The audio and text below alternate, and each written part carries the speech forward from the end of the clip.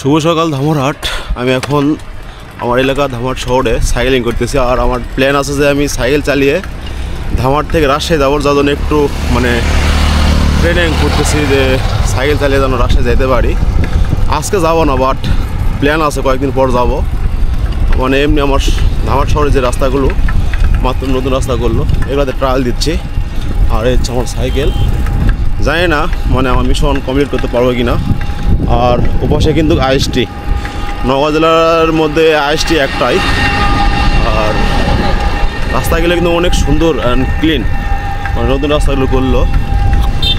আর ধামরহাট আমার উপজেলা আগের থেকে অনেক তুলনামূলক বেশ উন্নতি অর্থনৈতিক দিক দিয়ে। আর এপাশে হচ্ছে মডেল মসজিদ নির্মিত হচ্ছে, কাজ চলতেছে। আর পাশে এরকম রাস্তা দুধারে ধানের গাছ, মানে ধান কাটার মৌসুম প্রায়, কোনো কোনো জায়গায় ধান কাটতেছে এই যে দেখুন।